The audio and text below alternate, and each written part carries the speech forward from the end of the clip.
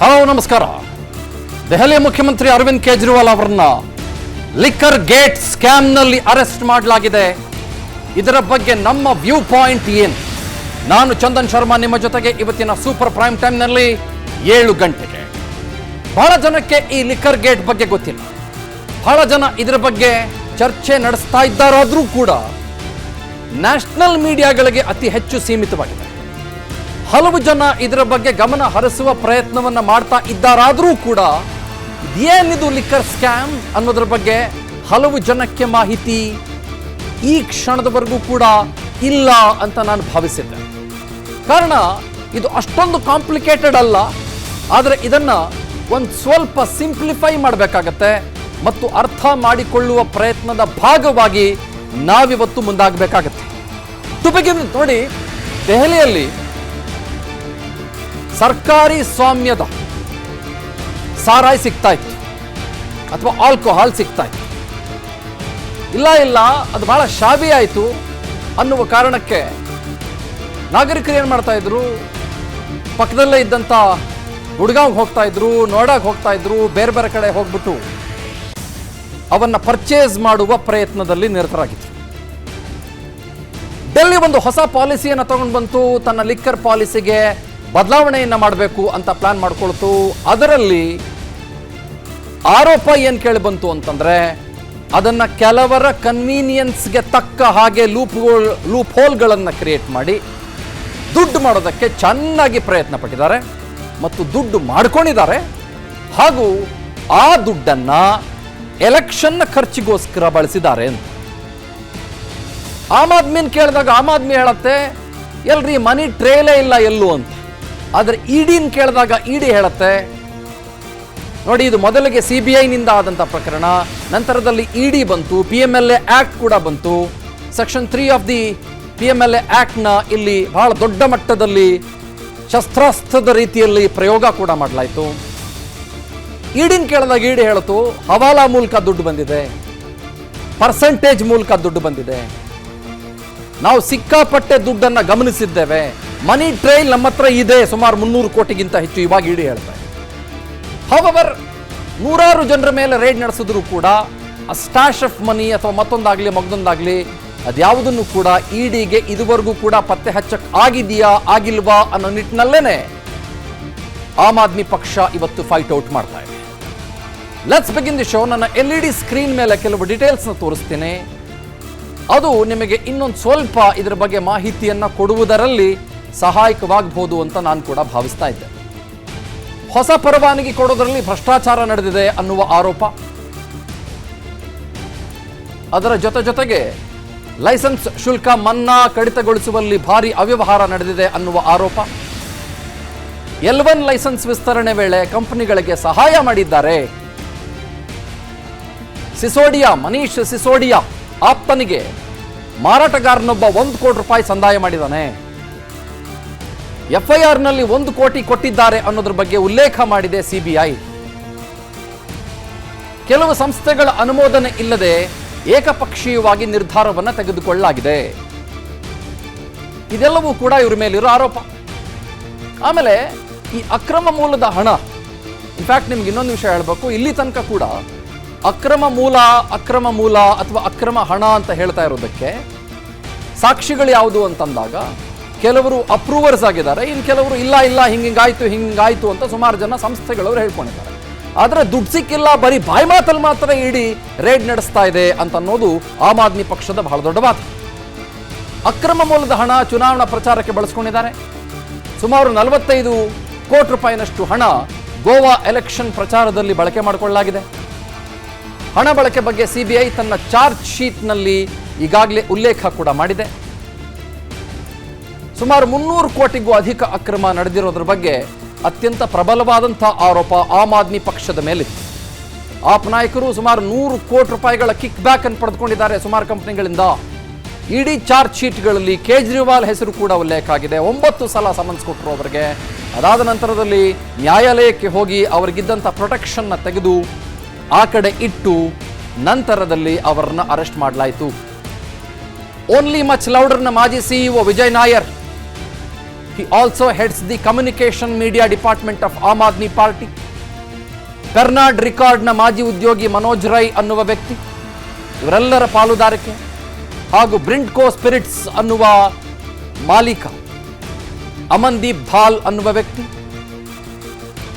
Indo spirit ಅನ್ನುವ ಸಂಸ್ಥೆಯ ಮಾಲೀಕ ಸಮೀರ್ ಮಹೇಂದ್ರು, ತೆಲಂಗಾಣ ಸಿಎಂ ಕೆ ಚಂದ್ರಶೇಖರ್ ರಾವ್ ಪುತ್ರಿ K Kavitha, apparently she heads the South Group ಅಥವಾ SG.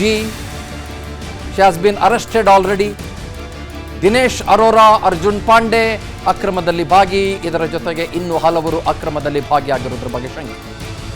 ಇಲ್ಲಿ ಇನ್ನೊಂದು ವಿಷಯ ಬಂತು. ಅರವಿಂದ್ ಕೇಜ್ರಿವಾಲ್ ಅವರ ಮೇಲಿದ್ದಂಥ ಆರೋಪ ಏನು ಅಂತಂದ್ರೆ, ಈ ಐಫೋನ್ನಲ್ಲಿ ಫೇಸ್ ಟೈಮ್ ಅಂತ ಬರ್ತಲ್ಲ, ಫೇಸ್ ಟೈಮಲ್ಲಿ ಮಾತಾಡಿ ಹೂ ಅಂತ ಅಪ್ರೂವಲ್ ಕೊಟ್ಟಿದ್ದಾರೆ ಅಂತ. ಹಾಗಾಗಿ ಅವರಿಗೆ ಸುಮಾರು ಸಲ ನೋಟಿಸ್ ಹೋಯಿತು.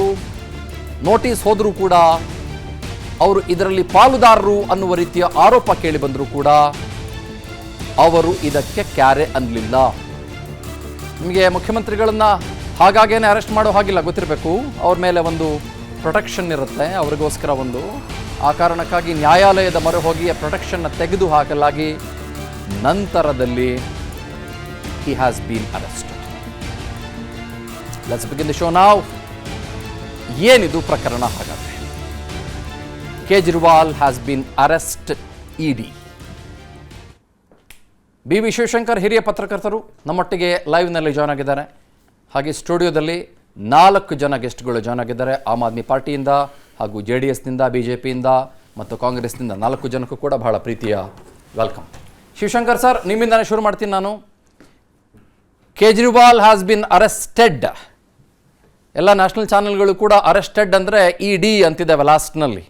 ಆದರೆ ಆಮ್ ಆದ್ಮಿ ಹೇಳುತ್ತೆ ಮನಿ ಟ್ರೈಲ್ ಕೂಡ ಕಂಡು ಹಿಡಿಯೋಕ್ಕಾಗಿಲ್ಲ, ಅವ್ರು ಯಾರೋ ಹೇಳಿದ್ರು ಇವರಾರೋ ಹೇಳಿದ್ರು ಅನ್ನೋ ಕಾರಣಕ್ಕೆ ಸುಖ ಸುಮ್ಮನೆ ನಮ್ಮ ಮೇಲೆ ಗೂಬೆ ಕೊಡಿಸ್ತಾ ಇದ್ದಾರೆ ಅಂತ. ಇದು ಹಲವು ತಿಂಗಳುಗಳಿಂದ ನಡ್ಕೊಂಡು ಬರ್ತಾ ಇರೋ ಪ್ರಕರಣ. ಈ ಪ್ರಕರಣವನ್ನು ಹೊರಗೆ ಹಚ್ಚೋಣ ಒಂದು ಸ್ವಲ್ಪ. ಟು ಬಿಗಿನ್ ವಿತ್ ನಿಮ್ಮ ವ್ಯೂಸ್ ಬರಲಿ sir, please go head. Chandan, ಈ ಪ್ರಕರಣಕ್ಕೆ 2 ಆಯಾಮಗಳಿದೆ. ಒಂದು ಇವತ್ತು ED ಅವರು ಅರೆಸ್ಟ್ ಮಾಡಿರುವಂತದ್ದು, ಇನ್ನೊಂದು ರಾಜಕೀಯ ಆಯಾಮ. ಇದು ಈ ಅರೆಸ್ಟ್ ಮತ್ತೆ ಕೋರ್ಟ್ ಅಲ್ಲಿ ಇರುವಂತ ಕೋರ್ಟ್ ಪ್ರೆಸೆಂಟ್ ಮಾಡಿರುವಂತದ್ದು, ಇವರು ಆಮ್ ಆದ್ಮಿ ಪಾರ್ಟಿನವರು ಸುಪ್ರೀಂ ಕೋರ್ಟ್ಗೆ ಪಿಟಿಷನ್ ಹಾಕಿದ್ದು, ಅದನ್ನು ವಾಪಸ್ ತಗೊಂಡಿದ್ದು, ಮತ್ತೆ ಲೋವರ್ ಕೋರ್ಟ್ಗೆ ಹೋಗಿದ್ದು, ಇದೆಲ್ಲ ಜೂರಿಸ್ ಪ್ರುಡೆನ್ಸ್. ಇದ್ರ ಬಗ್ಗೆ ನಾವು ಹೆಚ್ಚಾಗಿ ಮಾತಾಡಬಾರ್ದು ಅನ್ನೋದು ನನ್ನ ಇದು ಪ್ರಿನ್ಸಿಪಲ್ ಅಭಿಪ್ರಾಯ. ಯಾಕೆ ಅಂತಂದ್ರೆ ಇಂಥದ್ದು ಇಲ್ಲಿ ಮೀಡಿಯಾ ಟ್ರಯಲ್ ಆಗ್ಬಾರ್ದು. ನಾವೇ ಏನೋ ಒಂದು ತೀರ್ಮಾನ ತಗೊಂಡ್ಬಿಟ್ಟು ಅರವಿಂದ್ ಕೇಜ್ರಿವಾಲ್ ತಪ್ಪು ಮಾಡಿದ್ದಾರೆ ಅಥವಾ ED ಇದು ರಾಜಕೀಯ ಪ್ರೇರಿತವಾಗಿ ಏನೋ ಇದು ಕ್ರಮ ತಗೊಳ್ತಾ ಇದೆ, CBIನವರು ಒಂದು ರೀತಿಯಲ್ಲಿ ಸೇಡಿನ ರಾಜಕೀಯದ ಒಂದು ಭಾಗವಾಗಿದ್ದಾರೆ ಅಂತೇಳಿ ತೀರ್ಮಾನವಾಗಿ ನಾವು ಹೇಳ್ಬಿಟ್ರೆ ಅದು ಇಲ್ಲಿ ಮೀಡಿಯಾ ಟ್ರಯಲ್ ಆಗುತ್ತೆ.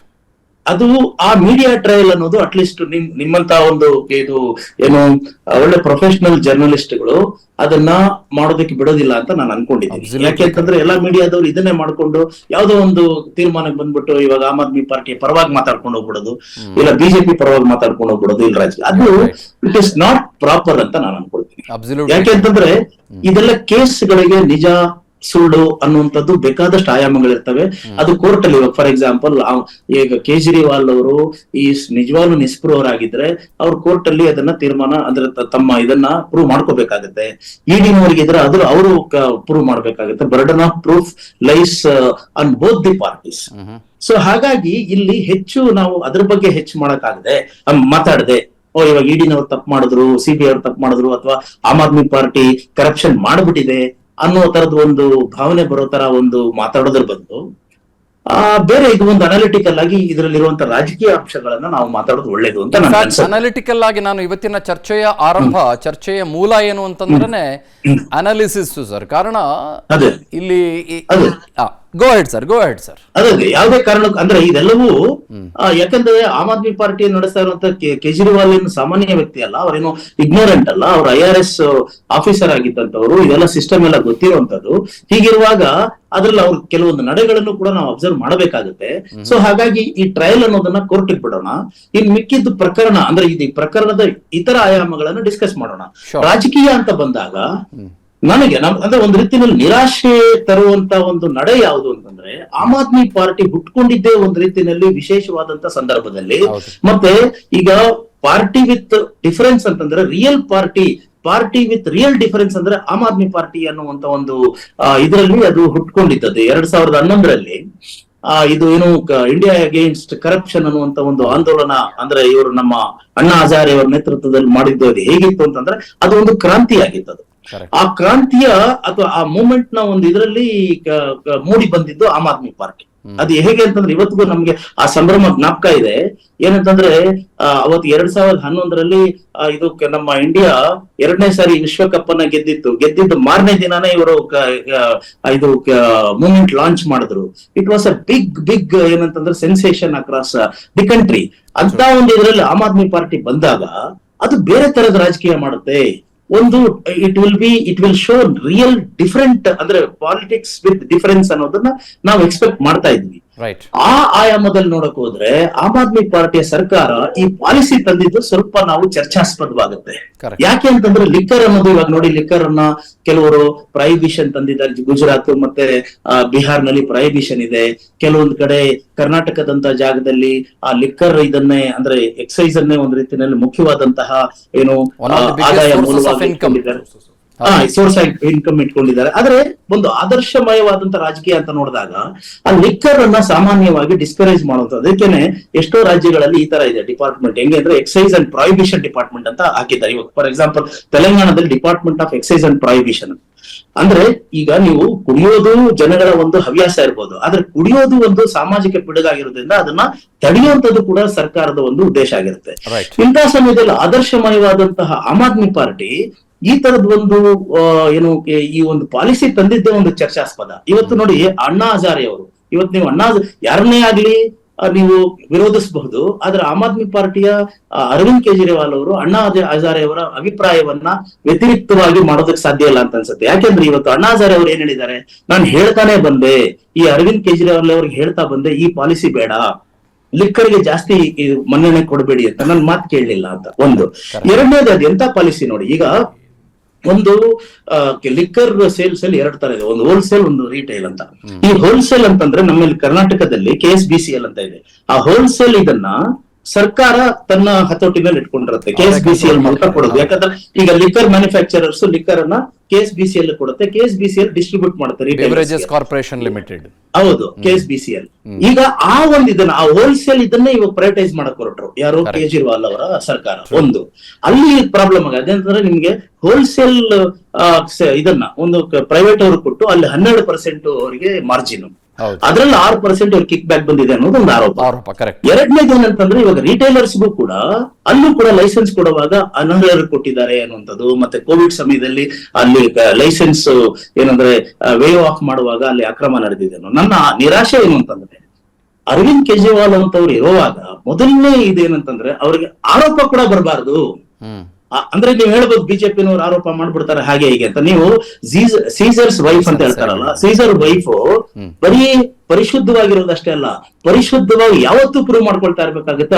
ಅವರ ಒಂದು ಪರಿಶುದ್ಧತೆಯನ್ನ ಬೆರಳು ಮಾಡಿ ತೋರಿಸೋದಕ್ಕೆ ಯಾರಿಗಾದ್ರೂ ಆಗ್ಲಿ ಧೈರ್ಯ ಬರ್ಬೇಕಾಗುತ್ತೆ. ಅದಂತಂದ್ರೆ ಧೈರ್ಯ ಮಾಡೋದಕ್ಕೆ ಸಾಧ್ಯನೇ ಇಲ್ಲ ಅನ್ನೋ ತರ ಇರ್ಬೇಕಾಗತ್ತೆ. ಆ ತರ ಇದ್ದಿದ್ರೆ ಇವತ್ತು ನಾನು ಅರವಿಂದ್ ಕೇಜ್ರಿವಾಲ್ ಅವ್ರನ್ನ ಮೆಚ್ತಾ ಇದ್ದೆ. ಅದು ಬಿಟ್ಬಿಟ್ಟು ಇವತ್ತು ಎಲ್ಲವೂ ಗೊತ್ತಿರುವಂತ ಪ್ರಪಂಚ ಜ್ಞಾನ ಇರುವಂತ ಒಬ್ಬ ಫಾರ್ಮರ್ IRS ಆಫೀಸರ್ 9 ಸಾರಿ ಸಮನ್ಸ್ ಅನ್ನ ಅವ್ರೇನ್ ಮಾಡಿದ್ದಾರೆ, ಡಿಫೈ ಮಾಡಿದ್ದಾರೆ. ಇವತ್ತು ಹೋಗಿ ಜೈಲಲ್ಲಿ ಕೂತ್ಕೊಂಡಿದ್ದಾರೆ. ಇದೇ ಕೆಲಸವನ್ನು ಅಂದ್ರೆ ಮೊದಲನೇ ದಿನ ಸಮನ್ಸ್ ಬಂದಿದ್ದನ್ನ ತಗೊಂಡು ಅದನ್ನ ಹೋರಾಟ ಮಾಡ್ಬೋದು. ಆ ಸಮನ್ಸ್ ಅಲ್ಲಿ ಇರುವಂತ ಲೋಪಗಳೇನು, ದೋಷಗಳೇನು ಅನ್ನೋದನ್ನ ಕಾನೂನು ಪ್ರಕಾರವಾಗಿ ಮಾಡ್ಕೊಂಡು ಹೋರಾಟ ಮಾಡಿ ಗೆದ್ದು ಬಂದಿದ್ರೆ ಮೆಚ್ಚಬಹುದಾಗಿತ್ತಲ್ವಾ ನಾವು.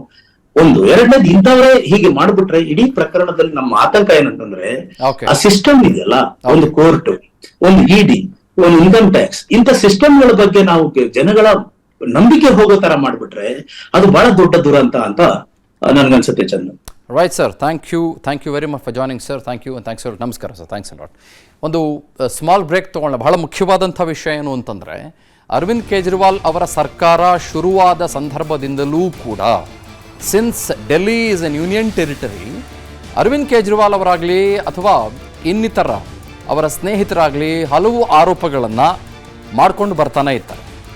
ಲೆಫ್ಟಿನೆಂಟ್ ಗವರ್ನರ್ ಅವರ ವಿರುದ್ಧ ಆಗಿರ್ಬೋದು, ನಮಗೆ ಸ್ವತಂತ್ರವಾದಂಥ ಆಡಳಿತ ನಡೆಸೋದಕ್ಕೆ ಅವಕಾಶ ಮಾಡಿಕೊಡ್ತಾ ಇಲ್ಲ ಅನ್ನೋದಾಗಿರ್ಬೋದು, ಅಥವಾ ನಮ್ಮ ವಿರುದ್ಧ ಪಿತೂರುಗಳ ಮೇಲೆ ಪಿತೂರಿಯನ್ನು ನಡೆಸ್ತಾ ಇದ್ದಾರೆ ಅನ್ನೋದಾಗಿರ್ಬೋದು, ಅಥವಾ ಈ ಲಿಕ್ಕರ್ ಗೇಟ್ ಕೇಸ್ ಅನ್ನುವ ಈ ಪ್ರಕರಣದಲ್ಲಿ ನೇರವಾಗಿ ಕೇಂದ್ರ ಸರ್ಕಾರ ತನ್ನ ಅಧಿಕಾರವನ್ನ ದುರ್ಬಳಕೆ ಮಾಡ್ಕೊಳ್ತಾ ಇದೆ ಅನ್ನೋದಾಗಿರ್ಬೋದು.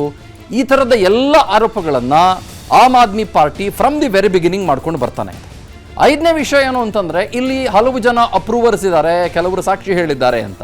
ಬಟ್ ಆಮ್ ಆದ್ಮಿ ಹೇಳತ್ತೆ, ಯಾರೋ ಸಾಕ್ಷಿ ಹೇಳ್ಬಿಟ್ರು, ಯಾರೋ ಇನ್ನೊಂದೇನೋ ಹೇಳಿದ್ರು, but where is the money trial ಅನ್ನೋ ಪ್ರಶ್ನೆಯನ್ನು ಕೇಳುತ್ತೆ. ನಾನು ಈ ಕೇಸ್ಗೆ ಸಂಬಂಧಪಟ್ಟಂತೆ ಖಂಡಿತವಾಗ್ಲೂ ಕೂಡ ಸಬ್ಜುಡೀಸ್ ಆಗಿ ಮಾತನಾಡೋದಿಲ್ಲ, ಯಾಕಂದ್ರೆ ನ್ಯಾಯಾಲಯದ ಮಟ್ಟದಲ್ಲಿ ಇರುವ ಪ್ರಕರಣ ಇದು.